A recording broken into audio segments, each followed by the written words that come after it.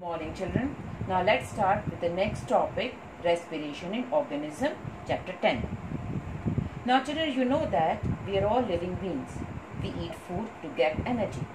The food is broken down into simpler substances and it is absorbed by the walls of intestine. This is done by the process of digestion.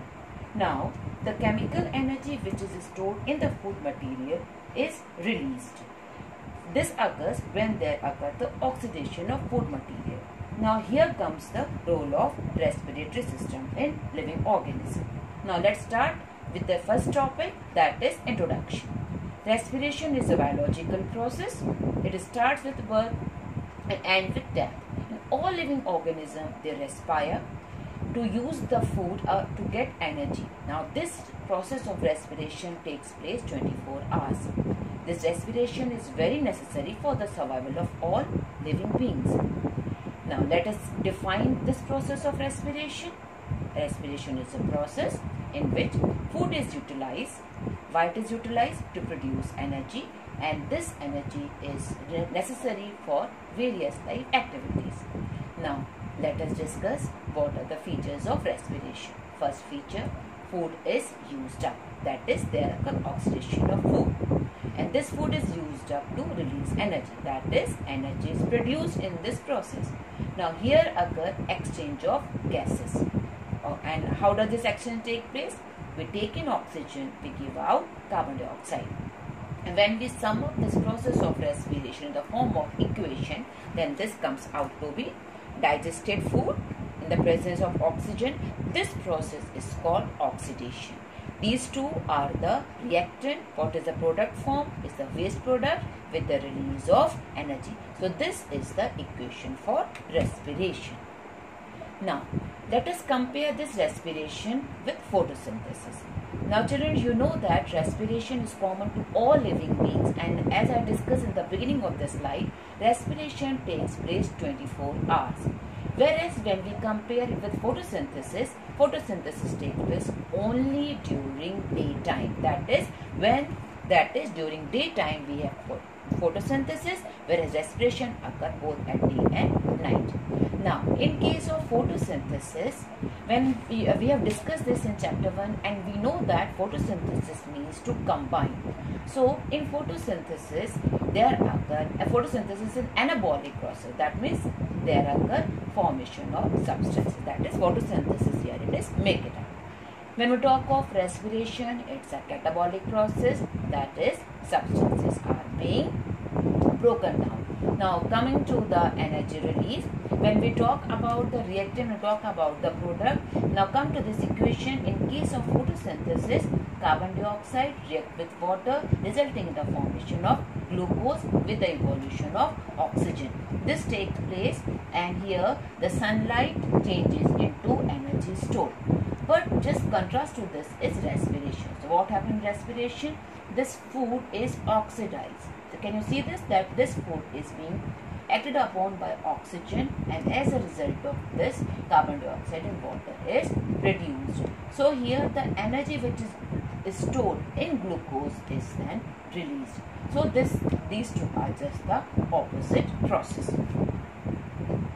Now children, depending upon whether oxygen is required or not, we can classify respiration into two types. Now the first one is aerobic respiration. As the name suggests, aerobic respiration means the respiration that takes place in the presence of oxygen. And those organisms who respire aerobically are called aerobes or aerobic organisms. Now what happened? Let us discuss this aerobic respiration in the form of word equation. Food, which is basically glucose, in the presence of oxygen is broken down to carbon dioxide, water, and here more energy is released. Now what is this anaerobic respiration? That is respiration anaerobic, opposite. That is respiration taking place in the absence of oxygen. And organisms who respire anaerobically are called anaerobes. Common examples are yeast and some bacteria. Now what happened in this? In this, the food, which is basically glucose, is broken down. Here instead of carbon dioxide and water, we have another product called alcohol, along with the release of carbon dioxide and with the release of very less amount of energy. Now coming to fermentation. Now fermentation is a process in which a substance breaks down into a simpler substance. Now here I have shown, this is the picture of yeast. What is the yeast? Yeast is basically a fungus which undergo anaerobic respiration. Now common application of fermentation, you all know, you must have eaten idli, then this yogurt, and then dosa. All these are fermented product. So this yeast, when it is added to the dough, this help in the anaerobic, this undergo anaerobic respiration, resulting in the formation of alcohol and along with the formation of carbon dioxide. Now this carbon dioxide which is released in this process makes the dough fluffy. Here this is another anaerobic bacteria, and here is the picture of yeast, which is a fungus and which undergo anaerobic respiration. So what happens in anaerobic respiration? Sugar, which is basically a glucose, in the presence of yeast give rise to fermentation. Other example of fermentation include wine, beer, etc. Now let us discuss this. Anaerobic respiration also takes place in human beings. Now when this takes place, when we undergo vigorous exercises or under the condition when a person is running very fast, then at that time the muscles starts respiring anaerobically for a very short duration of time. Now during this, the supply of oxygen to produce energy is very less, so muscles start respiring in the absence of oxygen. But here, instead of formation of alcohol, another substance is formed. What is that substance? It is called lactic acid. So glucose, which is there in the muscles in the absence of oxygen, that is under anaerobic condition, results in the formation of a substance called lactic acid with the release of energy. Now when we compare this anaerobic respiration in case of animals and we compare this in case of yeast, anaerobic respiration taking place in both the cases, but in case of animals there occur the formation of lactic acid with the release of only 150 kilojoules of energy. But in the case of yeast, that is fermentation process, this results in the formation of alcohol with the evolution of carbon dioxide and with the evolution of 210 kilojoules of energy. Now this accumulation of lactic acid leads to the condition called muscle fatigue. So during this condition of muscle fatigue, there is high energy demand and there occur rapid fluctuation of the energy requirement, and there is an insufficient supply of oxygen. So the three things are occurring. One is that there is an insufficient supply of oxygen. Second, there is an accumulation of lactic acid. And the third one, there occurs a rapid fluctuation of the energy requirement. As a result of this, the person starts feeling tired.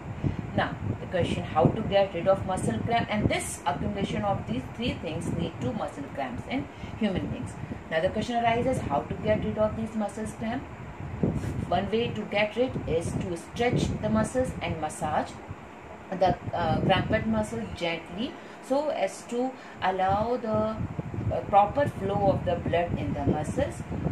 And or you can put your weight on your cramped leg and bend your knees slightly. Or another way is to apply heat or cold. Use a warm towel or heating pad on tense or tight muscles. This release the this break down the lactic acid, and there occurs the complete breakdown of lactic acid and person starts feeling fresh. Now let us compare aerobic respiration with anaerobic respiration.